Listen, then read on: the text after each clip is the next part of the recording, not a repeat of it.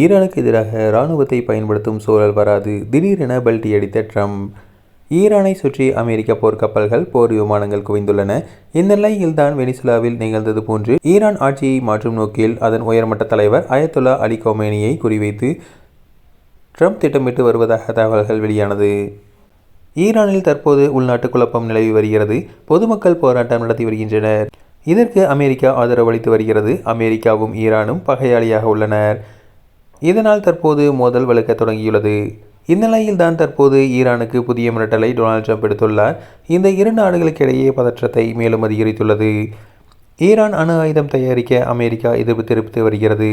இதனால் கடந்த ஆண்டு ஈரானில் உள்ள 3 அணுசக்தி நிலையங்கள் மீது அமெரிக்கா தாக்குதல் நடத்துகிறது. அதன் பிறகு அணு ஆயுதம் தயாரிக்க மாட்டோம் என அமெரிக்காவுடன் ஒப்பந்தம் செய்யும்படி அமெரிக்க அதிபர் டொனால்ட் ட்ரம்ப் கூறினார்.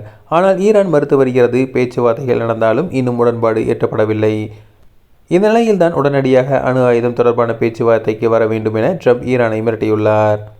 இந்த நிலையில்தான் வெனிசுலா பாணியில் ஈரானுக்குள் நுழைந்து அந்த நாட்டின் உச்சபட்ச தலைவரான அயத்துல்லா அலி கொமேனியை ட்ரம்ப் கைது செய்த உள்ளாரா என்ற கேள்வி எழுந்துள்ளது.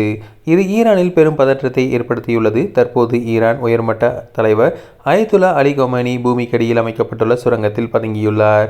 இந்த சுரங்கம் அதீத பாதுகாப்பு அம்சங்களை கொண்டது. மேலும் சுரங்கத்தின் மீது தாக்குதல் நடத்தப்பட்டால் விரைவாக தப்பிக்கும் வகையில் பல சுரங்கப்பாதைகள் கொண்டுள்ளதாக தகவல்கள் வெளியாகியுள்ளது. இதனால் அயத்துல்லா அலி கொமேனியை அமெரிக்காவில் எளிதாக கைது செய்ய முடியாது என்று ஈரான் நம்புகிறது. மேலும் வெனிசுலாவை ஒப்பிடும்போது ஈரானில் படைகள் வலிமையானது. இது ட்ரம்புக்கு பெரும் சவாலானதாக இருக்கும். இருப்பினும் அதையெல்லாம் கடந்து ஒருவேளை அதையும் தாண்டி அமெரிக்கா ஈரானுக்குள் நுழைந்து அவரை தூக்கினால் அது மத்திய கிழக்கில் பெரும் பதற்றத்தை ஏற்படுத்தும். மேலும் ட்ரம்பின் மிரட்டலுக்கு நடுவே அமெரிக்கா ஈரானை சுற்றி வளைத்துள்ளது. தற்போது அமெரிக்கா தனது நாசகார கப்பலில் ஒன்றான USS ஆப்ரஹாம் லிங்கன் விமானம் தாங்கும் போர்க்கப்பலை ஈரானை நோக்கி அனுப்பி வைத்துள்ளது.